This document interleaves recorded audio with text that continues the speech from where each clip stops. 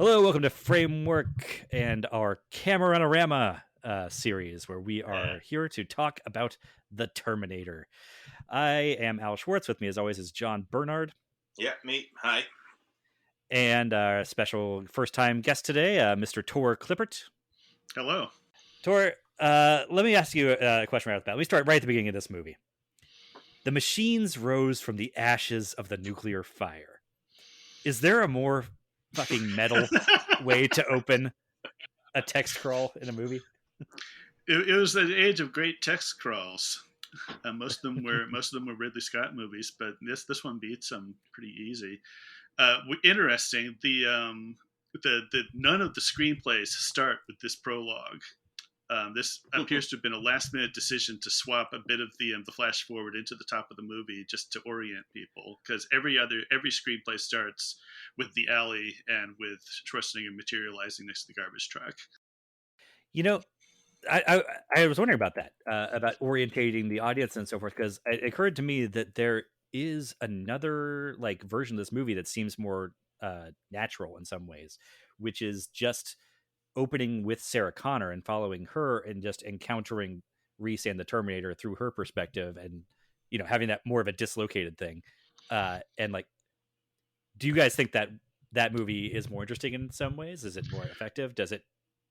I think on paper it might be pretty interesting, but I can't possibly think it's going to argue with or be better than the Reese and the Terminator materializing in flashes of blue lightning and stealing clothes off of whoever they're nearest, and Bill Paxton the thug or whatever. It's just great iconic cinema, and any sort of Elseworlds version of that doesn't include that is a tough sell, because it's tricky legendary. Because if you manage to divorce yourself from any previous knowledge, if you manage to have seen the movie without the trailers or the posters or knowing anything about the Terminator, you can watch the movie without knowing that Schwarzenegger's a robot until we get that first point of view shot.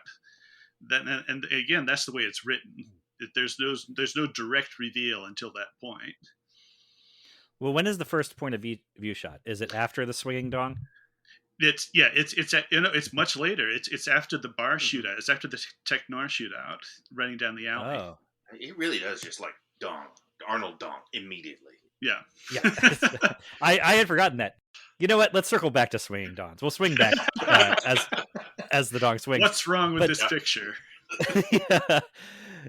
But there is. I could have sworn that we got Terminator Vision, which, by the way, is still such a even 40 years later is such a cool effect, and just brilliant. It's so simple, but I could have sworn the first Sarah Connor murder. It's a cheat. We get the POV, but it's not processed. It's just normal color and sound.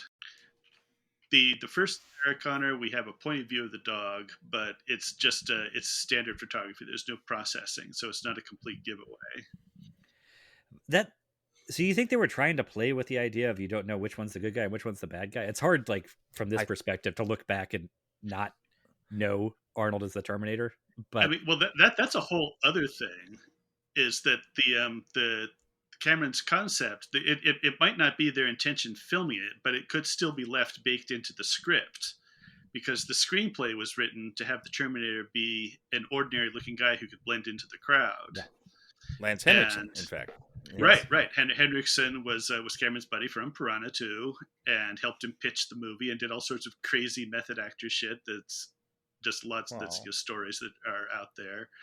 And I heard something about he brought Henriksen in costume and in character as the Terminator into meetings or something. The story is he sent him ahead to a meeting to just sit in the office with sunglasses and gold foil from his cigarette pack on his teeth and just glare at people for 15 minutes until they were ready to call the cops. And then Cameron come in and say, "Hey, this is what I'm talking about," pitch the Terminator. And who knows how much of that is true. I mean, the stories everybody tells about this movie have been so polished and burnished over the years that it's really tough to figure out what actually happened. Well, yeah, that's the thing. I mean, this is a film of such status, that there's just legends going to grow in the wake of this. It's so influential. It launched massive, major careers, and it's just kind of perfect in its own right. But I think on paper, the idea was that you wouldn't be able to tell, that the Terminator wouldn't stand out, and you wouldn't be able to tell who was good and who was bad. Once he murders the other Sarah Connor, though, like it's not. I mean, maybe the idea is that you still don't know if Reese is good, or maybe Reese is also trying to kill her or something. Like, yeah. I mean, if I think there's something they're trying to conceal, it's that he's a robot. Yeah. Like, even though that I'm sure is ruined in the marketing material for the film, I wasn't old enough to really see this marketed, but I remember being on the playground and hearing all the cool parts before I saw it. It was 100% sold as Arnold is a robot. Yeah. Okay. Well, but even at the script level, when he goes up to Bill Paxton and his buddies, who are also just hilariously unfazed by a completely nude 300-pound mountain of meat just walking up to them at night. Like, even if you're like, there's three of us, you're still like, well, this seems like it could be a problem. And they're just like, ha ha ha ha. You silly tower of beef, you. But he punches into the guy's abdomen and rips his heart out with his bare hand. Like, that seems like a giveaway. Even the script is weirdly still playing coy a few scenes later. I think that's what it is, right? Like, it is the remnants of the original reveal that was built around Lance Henriksen. I guess if Lance Henriksen punches your heart out, then the game is up as well. But well, I guess there's also a way maybe of splitting the difference between the version we get and the the hypothetical version I mentioned, where we're just in Sarah Connor's perspective, where you could still show the Terminator and Reese showing up in their time travel bubbles or whatever, but you don't have to show like the future war landscape and text crawl beforehand. So you'd still have more of an air of mystery about them, I guess. Right. The air of mystery, I suppose, is about what their purpose is in the present. Right. The text crawl also gives away the bit about us fighting the machines. Right. That's an important bit that gets fed in. I mean, it's similar to what happens with T2. It's a script that was clearly intended to imply that Arnold was still the bad guy until the reveal. But if you watched a trailer for that movie, they're like, this time Arnold is good. Yes. And so, and I like that there are multiple ways you could watch the movie depending on the level of information you had going in. I guess I am very much from the perspective of somebody who was, in the exact target audience for Terminator 2. I was of John Connor age when that movie came out. So, it was... I was devouring all information about that film when it arrived. Was that the first Terminator movie you saw? No, I saw the original Terminator on video, multiple times, and it was a very important movie to me because it was one of the coolest goddamn things ever when you're 9 years old. Yeah. It's just the greatest idea, and it is now still that pretty goddamn cool. Yeah, but now that I kind of have some understanding of the context and the perspective of science fiction literature in general, I kind of see like, okay, well, this is where it came from. This is where the influences are. Harlan Ellison, obviously, a big part of that. Maybe even whole story there. Yeah, maybe less so than he's even credited for it. But like, all the same, it's such a profoundly exciting story to come across as a child. It's just great. It's everything interesting and fun about a dime store science fiction novel, like some Heinlein book that you pick up for $1 and read, and it's a really great version of that. So yeah, it's an excellent kids film for being R-rated. It does seem like they're certainly balling on a budget here relative to T2, for example. That there are things about this very sort of epic sci-fi premise, but it's filtered through this version of the story where it's a I guess decades spanning time travel apocalyptic fate of the human race war story, but it's all filtered through this thing where all the action takes place on the streets of Los Angeles. Right, you can still shoot it in Griffith Park. Right. Well, it's a brilliant concept for that. Yeah, brilliant. Brilliant for that, and doesn't feel like the movie is trimming down its ambitions at any point because of its budget limitations. Like, This isn't Beastmaster 2, is what you're saying. I would say, in point of fact, it is not. But they still show us quite a bit of future stuff here. Like, they don't shy away from sequences in the post-apocalyptic future, the bigger robots there, the flying robots. I guess like the one thing that got cut out from the early script stages was the liquid metal Terminator concept that that was gets cycled into. That's what I've heard. I have a hard time sort of picturing how that would work in this context exactly. But I guess it's part of that earlier version where it would have been the falsest of false dawns, where the original Terminator would be completely defeated, and then the future would decide, well, we're just going to send you something with further in the future. I mean, that's kind of what 2 is. Yeah, that is. Well, we'll get to Terminator. We'll have a whole episode on Terminator 2, so I don't want to spend too much time. That should be a separate episode. Yeah. That was, though, I mean, just perspective of the different ways you can view this movie. Terminator, I saw Terminator 2 before I saw the first Terminator. It was the very first R-rated movie I saw in the theater. So just huge indelible impact on me from that perspective. But I guess I saw it before I saw the Terminator, but I had seen snippets of the Terminator on like Fox on Saturday afternoon. And I think I had probably seen every scene of Terminator 4 or 5 times before I ever like sat down and watched it in one. Edited for television. Yeah.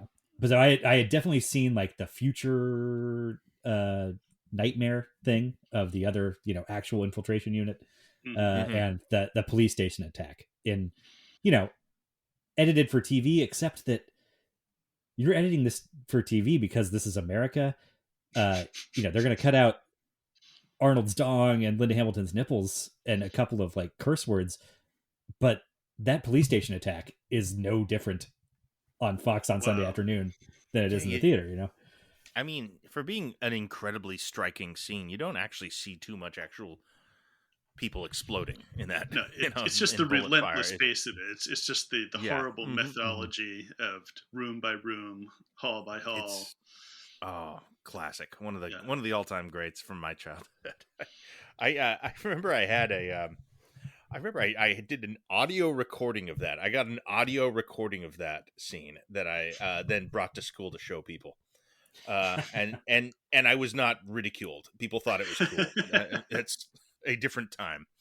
Had it on a little mini tape player. I was like, listen to this. It's guns. With almost no dialogue. And like some pounding like score probably behind it. That police station assault is just it's an all-timer action sequence, horror sequence, and the quickness and like ruthlessness with which they dispatch Lance Henriksen and his boss, like the other, like the cops that have been our only supporting characters, outside of like the main 3 people that we're following, and who are good sympathetic cop characters. Yeah, they're presented as competent and responsible and making all the right moves. Silverman's really the only asshole there, and he walks away as it's getting started. I love that. He turns out to be that. That's so weird. He's the connective tissue throughout the whole franchise, apparently. Maybe I don't know if it's the best line delivery in the entire film, but criminal psychologist, that yawn, like they just dragged him out of bed for this fucking thing. It's great. Yeah. One little delivery I love in that sequence is Lance Henriksen what she's talking about, but he punched through the windshield, and Henriksen's like, could have been on PCP. Yeah, he could have broken every bone in his body. Wouldn't have felt. There was this guy once, and then Paul Winfield's like, oh no, dude, shut up. And he keeps trying to feed up stories. Yeah, right. Like, oh, this is body armor. Like whatever. Like, I do one of the best movie tropes. Especially this is, I think, peaked in the 80s or early 90s, but it is using PCP as a rationale for every supernatural occurrence that the characters have already actually experienced, and then the authority figures are just like, oh yeah, PCP, that's definitely you say hair burst out of his body and a wolf snout and fangs came out, when the full moon showing up. Yeah, that's probably a PCP. Uh, That was a huge trope in the 80s. That really takes me back. I remember that shows up in everything, really. That's probably in Monster Squad. Now that Oh, you I'm sure mentioned it's the definitely a werewolves. Monster Squad. I am just now And it's- blanking. I'm just now blanking on a movie where the running gag is Angel Dust PCP, Angel Dust PCP. And Oh, right. come back Angel to me. Dust. It'll come I back to remember me. that was a big part of the DARE program. Yeah. Oh, Right. we're going back to elementary school for me with the Terminator episode. This is fun.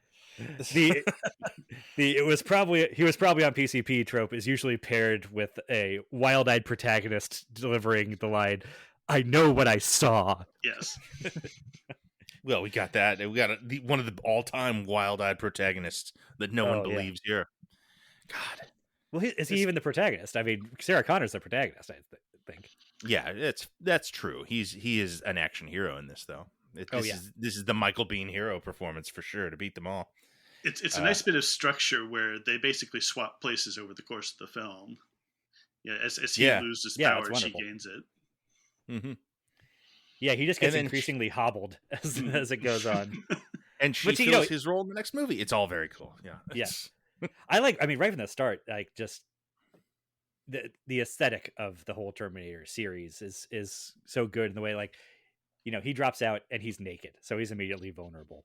And he, Arnold shows up in like a power pose, like looking like a statue of Atlas, and just flawless. And when he drops a couple feet onto the the dirty ground, and he's covered in scars and he's naked, so he looks vulnerable, and it looks like time travel hurts. Mm-hmm. It's a really nice touch. Yeah.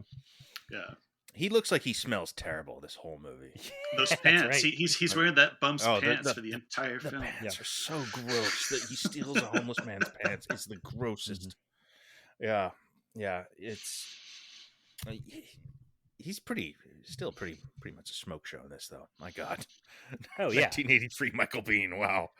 And I like that he's cast physically opposite of Arnold. Like he is a little person compared. He looks like he weighs 100 pounds in this. Got like a gazelle almost running around at the beginning. Yeah. All the sort of things that they can do to kind of present separation between those two, I think all works. It's all really cool and all makes him seem so out of his depth against, peak Arnold here. Yeah, I mean, I guess let's talk about Arnold. And this, I mean, the Terminator itself is just a perfect movie monster. It's this. He's Michael Myers, but with this sci-fi futuristic layer onto it, and it's just like the sci-fi elements are done with like this really compelling economy in this movie, but they're like definitely sturdy enough that they can hang all these expansions and sequels, and like there's they can't get them to work properly these days, but there's a reason why this has remained a sort of compelling mythology, and it's rendered here, like I said, cheaply, but economically, not cheaply. I guess. I mean, this was probably made on the cheap, right? How much could this movie $6 million cost? That's $6 million. Crazy. A lot of that must have been Arnold's salary too, right? Because he was already the biggest star. He joked later that Terminator doubled his price. The biggest expense I think on this was the exoskeleton. Right. That doesn't surprise me. That thing still looks amazing. Yeah. It does look great. But also, I mean, you could classify Arnold's salary as part of the effects budget in this movie. Like we would not be the first people to observe that he is sort of a human special effect. Yeah.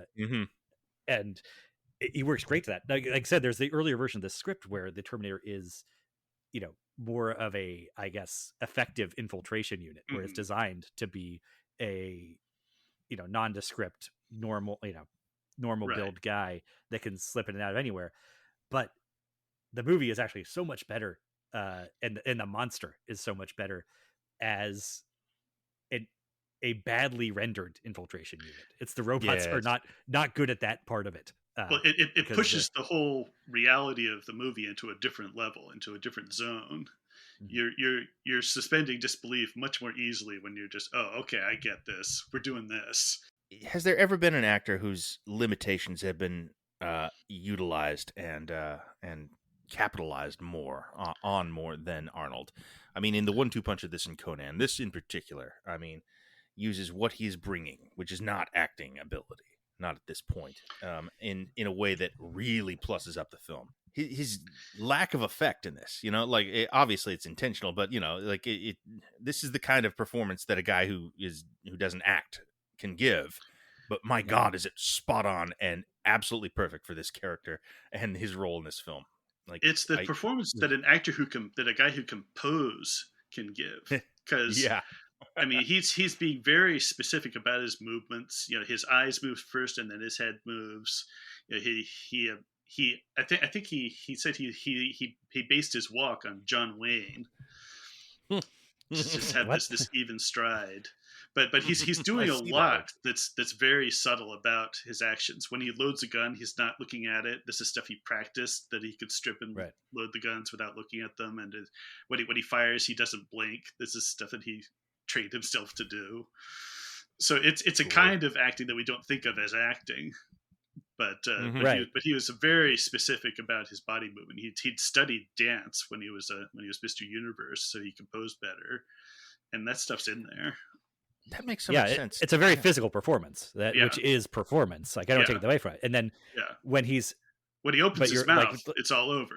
What John was saying was that it works vocally too, in that when he's not convincing vocally, that also works for the character. Right. Mm-hmm. Right. It's like they just haven't got it right.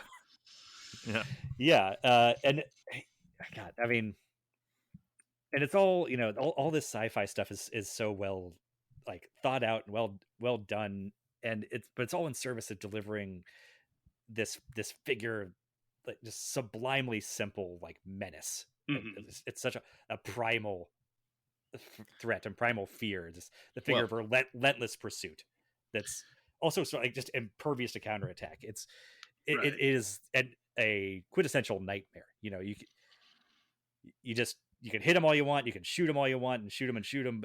It's just all, it's like punching in a dream. Where I think they never quite lands. It being Arnold lessens the potential for it to be a horror film, though. Yeah, I mean, I think that's with a modern perspective, though. I mean, after he became one of the biggest stars in the world, right? And, for sure. And after we've seen him as the good version of this character many more times at this point, he's never gone back to be an evil Terminator, really. I mean, he's kind of a shady one in, I think, the third movie, but that's about it.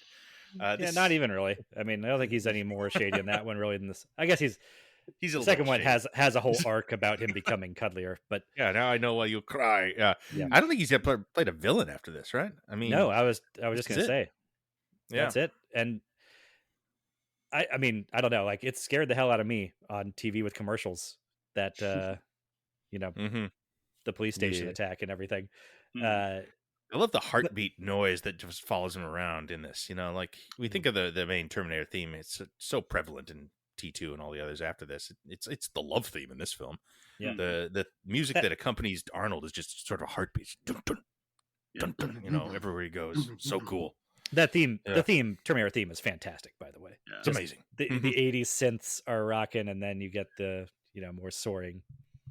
I feel like it's one of the more really successful early synth scores, because it doesn't call attention to itself as a synth score, but it's definitely not anything else.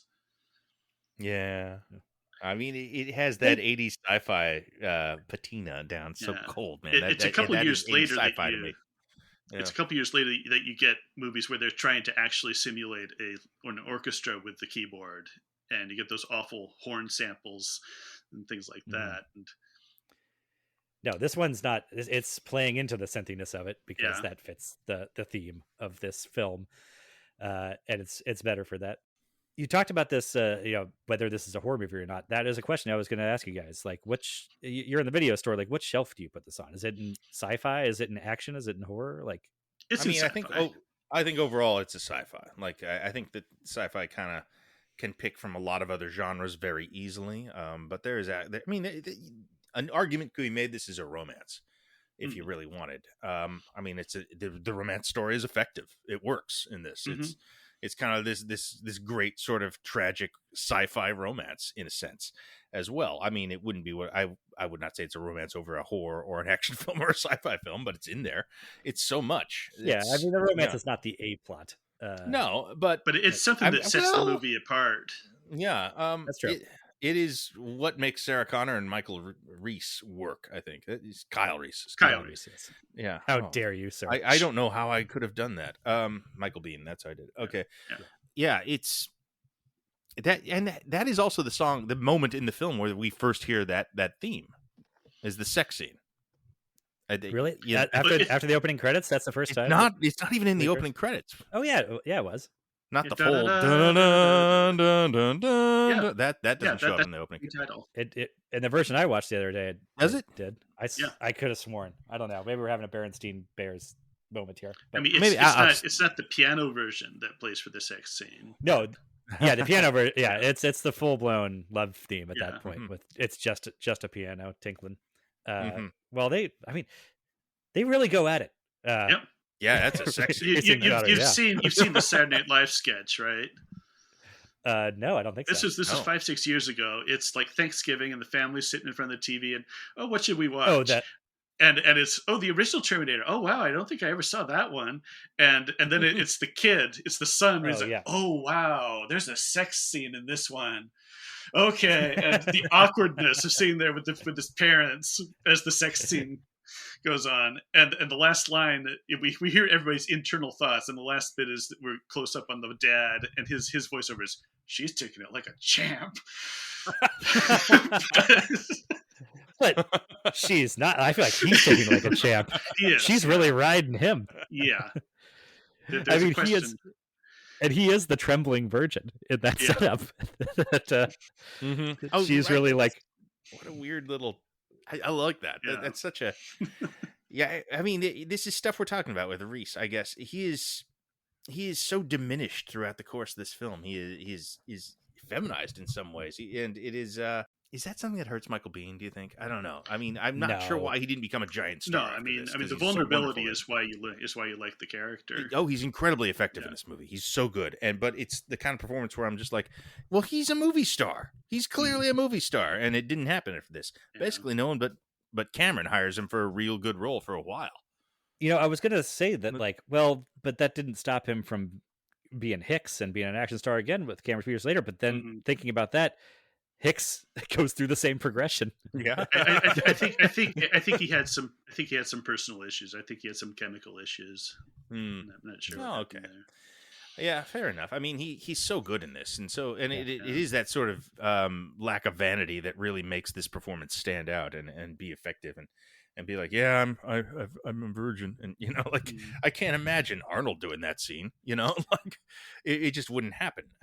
And I mean, no one would ask him to do that scene either, I guess. Right. But I guess the most manly man Biehn ever gets to do is when he plays bad guys. Then he can be crazy bad guy villains like the Abyss. I don't know. I mean, look, we can say that Hicks and Reese both are sort of diminished or whatever throughout the course of the movies, but I don't know that you ask audiences like to describe those guys that they're being like, oh, he's like they're soft boys or something, like they're weak or anything. I think they're both action heroes. They just Cameron has a knack for, I guess, delivering these 80s action heroines that can upstage Michael Biehn specifically without making audiences really like stand up and notice it. Yeah, I mean, Reese is a total badass in this, and I don't think anyone's ever suggested he's not, actually, despite all these ways he's diminished. Yeah. The Terminator is such an incredibly overwhelming opponent that it's like you don't think less of him for not being able to beat this thing. It's he tells you up front, like. Rewatching, I was struck by the bit when the Terminator goes to Sarah's apartment and kills her friend and her boyfriend instead.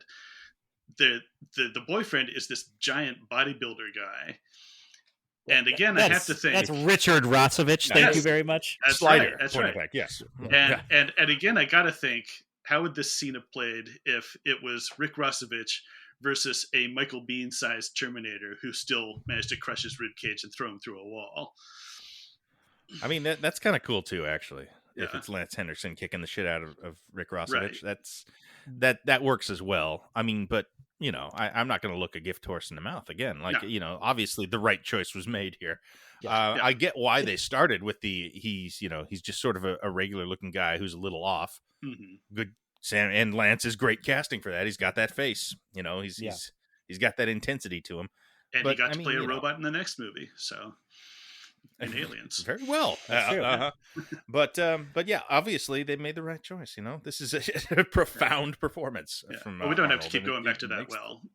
But it's Right. also such a Self-evident. strong concept that you can sort of see that there were different ways to approach this that also might have worked. That's interesting to me, at least. Yeah. That yeah, you could see the version where the Terminator is a slight guy. I mean, they kind of made that work with Terminator 2. Yeah, totally. Where 100%. I mean, that's one of the most incredible things that movie pulls off is making Arnold seem legitimately outmatched by Robert Patrick. True. But again, we're not supposed to be in that field yet. No. Well, I Doesn't mean, happen. it's That's hard in to the talk future. about this without talking about like the entire breadth of the franchise. I mean, because there's all the things that people get wrong forever after the first two movies are gotten so right here. You know, they are so evident and on display, and you get why people keep chasing that ring. You know, why they keep thinking they can make this work, and they can't. It seems to be impossible for anyone who's not James Cameron. I guess if you took out the history of the Terminator films and just took this script, a lot of people could make this a compelling movie. It's just such a solid, sound script that, you know, if there was no Terminator movies and this came out this year, I think it would probably, you know, unless somebody fucked it up, it would be immediately great. You know, you would still play just as well today. I think so, yeah. It's that I think- good piece of sci-fi writing. But I think part of the reason why that is true, and why the sequels struggle so much after the Terminator 2, is because of the interplay between the like slasher element, the monster movie element of it, like we're talking about the Terminator just being a great monster, and the sci-fi time travel element, which is done really elegantly here. It's so, you know, time travel is obviously very naughty to get into, but it's done so simply here. You understand exactly what the stakes and the threats are here, and then you go to Terminator 2, and that also plays with that, does like sort of the flip side of it. You know, it's this one ends with Judgment Day is coming, and like there's nothing we can do to change that. And you know, there's when you realize Reese is John Connor's father, that there's you know, predestination sort of angle to that. I mean, and layers in the Causality. sort of immaculate conception too of John, you know, John Connor as a messiah figure, but he sort of, you know, engineered his own conception, a la God the Father, if you want to go into that pretentious stuff. But then Terminator 2 plays around with the idea that, you know, maybe the future is not set. There's more free will involved. But then it's hard to keep going back to that time travel logic, and with that it becomes tied in a knot very quickly.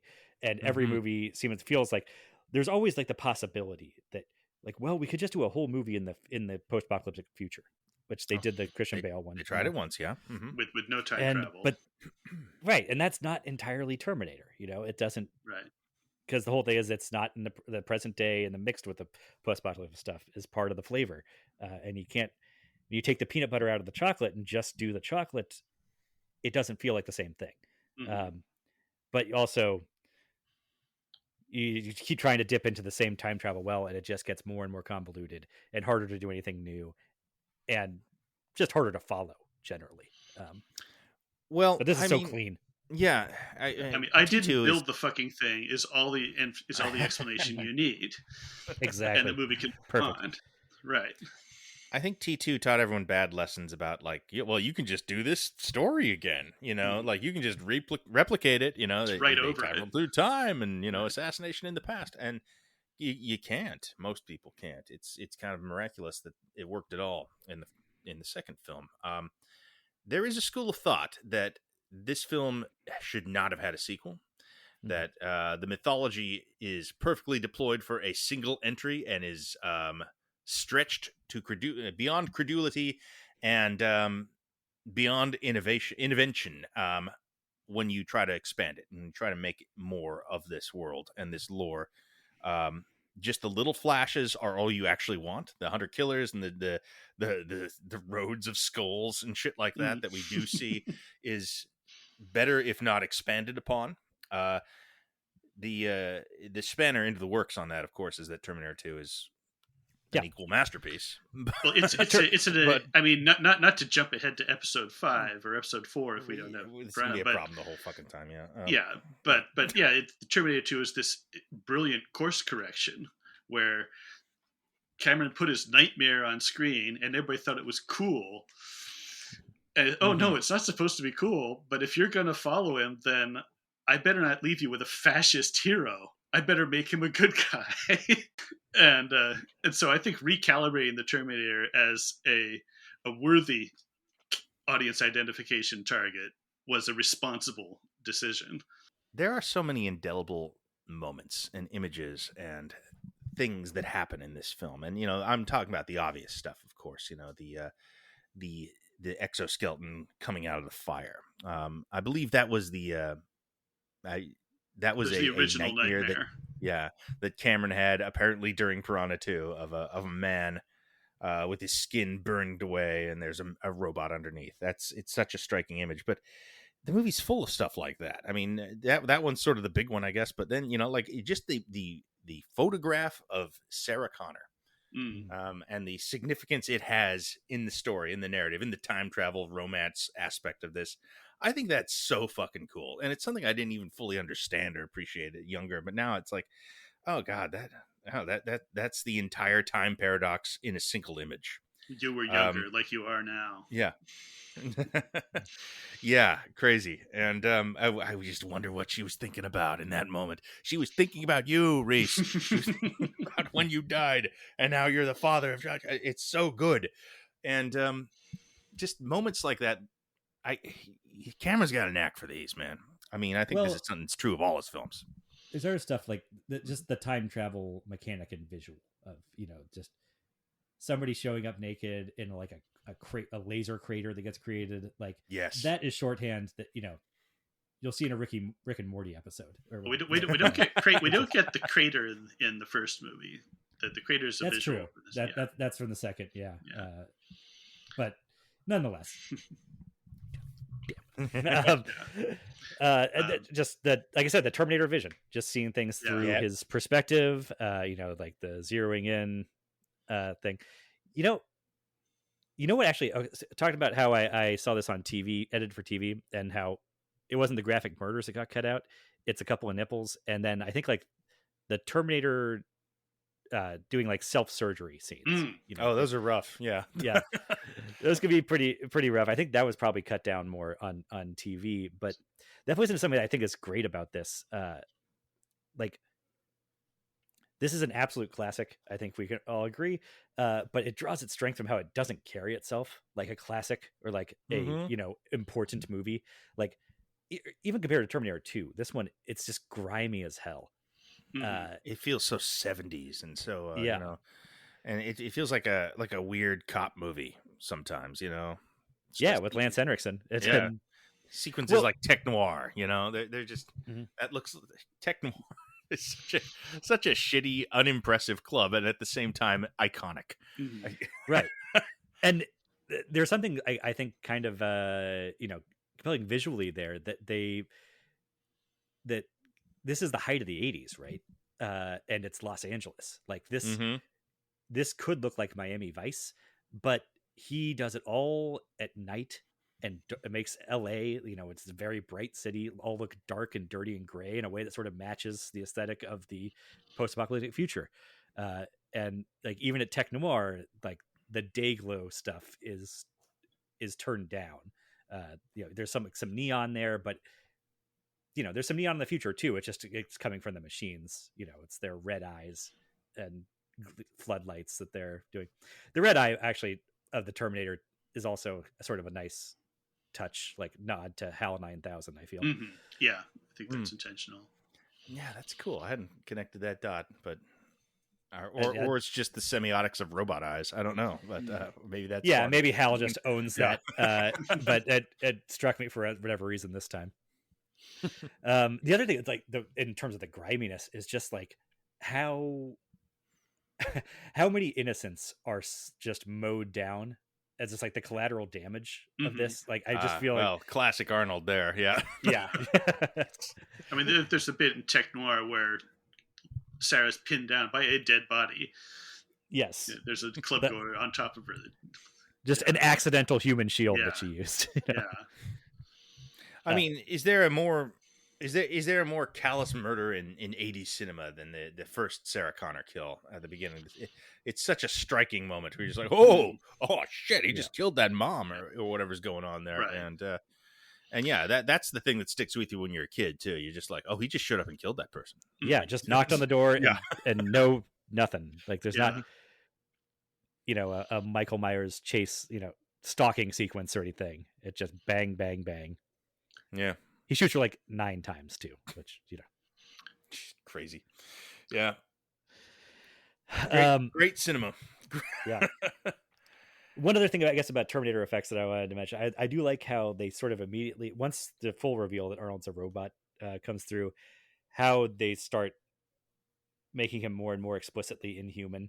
Like the first touch of that is, you know, Reese blows up the car or something, like when they're escaping Tech Noir, and from then on, like Arnold's eyebrows have been burned off. Right. And his hair's been singed, although it doesn't quite sell on screen. It just looks like a crew cut, and I think probably because it's a wig or something. Yeah, that doesn't. But the eyebrows are unsettling. It's one of those things that is immediately unsettling, but it's hard. It takes you a little while of like looking at somebody's face to realize what is the problem here. Yeah, it just looks wrong. We're like, wait a minute, what? And you know, obviously from there you get more and more of like the exoskeleton showing through all his other wounds and his face. But and the thing the eyeball removal is yes. What I love is that by the time we come back to him in the hotel room, it's clear that his flesh is dead and rotting. Yeah, there's flies buzzing around him. You got a dead cat in there or something, and yeah, that he's essentially a walking corpse after the police shootout. and I feel like that's something that again later movies just wouldn't really touch. They wouldn't really get into. Oh yeah, all the blood ran out. What happens to the meat now? That's true. They leave that one alone actually after this movie. but it leads further to the whole idea that when we get to just the skeleton running around, that is a Terminator that is significantly less than. We're not seeing the fully revealed total Terminator there. We're seeing what's left of it. And the terror is that keeps going. Yeah, they do like...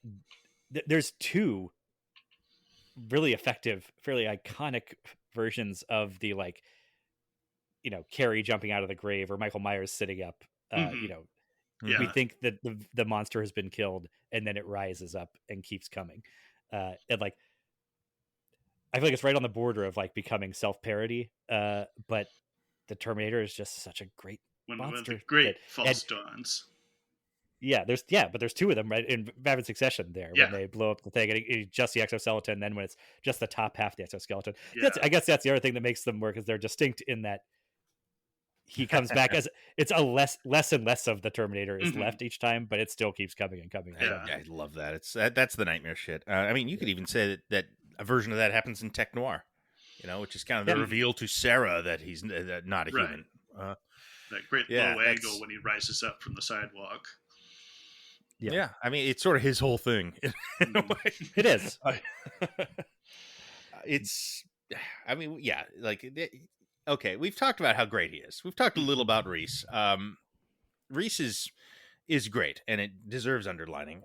His expo dumps are some of the best in cinema history, I believe. Him talking about the future war, you know, I didn't fucking build it, of course, but all the stuff where he's like, or him freaking out in the police station is just amazing. It's quotable. It's wonderful.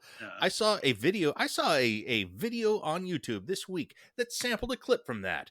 It was in reference to Joe Biden. It was an ironic comedy clip, but it was just like, I'm struck by how many little pieces of this movie are just part of my life all the time now. Like I just recognize it, and I was like, oh, you can't be reasoned with. and like all those little moments that are just like, oh, it's just part of our cultural vocabulary. Like as Americans, like Yeah. I know all the parts of the Terminator film. Oh, Yeah, it's not just "I'll be back" or Yeah. even "I'll be back," or "Come with me if you want to live," or "It can't be reasoned with." You can just say Skynet, and everybody knows, like, this entire portrait of a post-apocalyptic robot takeover that you can just get across in 2 syllables because of this movie. And I think that Michael Bihn's delivery of some of that expository dialogue is a big part of that. It just, he's so committed and he's so pissed off, and it's just memorable cinema. I mean, it helps that it's broken up amongst multiple car chases and foot chases, and the expedition is always coming paired with action. Yeah. That goes back to what I was saying earlier, that it doesn't feel like this movie is skimping on any action at any point, despite working within budget limitations. It's practically one long action scene. I mean, it's just a big chase, broken up with like occasional moments of breath, fresh. Take a moment to explain things just for a second. Oh no, he's back! Oh shit! There's like I don't know. I feel like you see this kind of this thing that keeps coming after you, just keeps popping up after this movie. I mean, Halloween is an obvious influence, but like I don't know. There's a video game mechanic that is just the Terminator. It's in a few of the Resident Evil games where it's just like, well, the entire game is a monster is chasing you. Yeah, and you can't kill it. Yeah, you just have to escape it. Survival horror. That's part of this is. They find a way in Terminator 1 and 2 to eventually kill the Terminator, but for most of the movie, it's just sort of like, I guess we're just going to spend the rest of our lives trying to escape this thing, just stay ahead of it, because we don't have a plan for, like, a plausible plan for how we can kill it. Yeah, you need future weapons. What are you going to do without them? Yeah. Yeah, man. From a narrative standpoint, the tricky part is justifying that breathing room sequence halfway through. Like in Halloween, I forget if there's a pause, if there's a calm bit somewhere in the middle, but I can't remember if that's explained. Not really, because Halloween takes they're there. Yeah. It takes so long for the heroine to realize that she's being stalked in that one. Right. But this one, like, but here, the Terminator goes up to Big Bear, and as long as the Terminator's going up to Big Bear and killing Sarah's mom, then you've got a solid chunk where the characters can actually sit and talk, and it works. Yeah. Yeah, I mean, I think they do this better than they do in the second one, where Robert Patrick just disappears for 45 minutes. Right, because they went to Mexico, and that fooled him. Yeah. I'd say the thing that the least convincing thing is when they get in the car chase and they wreck the Terminator's car, and then all the police show up and the Terminator just disappears. And I'm not sure that it's in character that the Terminator wouldn't just get out and just be like, well, I don't care if the police know who I am. Right. She's right there. I'm going to kill her. But it worked. Like, that's the biggest nitpick I can throw at this movie. I'm willing to believe that he's messed up enough that he needs to go and repair himself. Yeah, I mean, whatever. I can no prize that just fine. Yeah. But going back to what you're saying, like this, you can view this movie as pretty much an unbroken string of action sequences, but you can also view it as like a almost nonstop stream of exposition dumps. Like I said, I mean, that is most of the dialogue. Yes, yeah, and it's a romance at the same time, which I guess when a movie is all those things, that's just what a really good movie is. Like, when those things don't are intertwined, can't they string together in a way that feels totally organic. That's just I guess that's how you make a movie. Well, when you're great at it, when you are gifted with an incredible creative vision and technical prowess and just narratives, good sense, like James Cameron clearly is. Like, I mean, Piranha. I mean, I think you don't even count that one, right? Because it's just there's so many reasons not to. And this is a fully formed director immediately. This is like, clearly this guy is a great filmmaker. One film in, he made a masterpiece on his quote unquote first film. And I think we could treat this as his debut. I mean, and as a writer, director, producer, Steve has a bigger hand in the special effects than a lot of directors do. And the fact that he nails so many genres right out the gate, like that the sci-fi works, the action works, the horror works, the romance works, all of it works, and it works together. It's not just sort of isolated in their own parts of the story. It's all one story, and all these things work together. Is, frankly, I mean, no one can do this regularly. Like this is no. There's a reason this is a masterpiece classic. The editing is a big part of it too. The pacing, especially in the first half. God, this film moves so well. Yeah. Mm-hmm.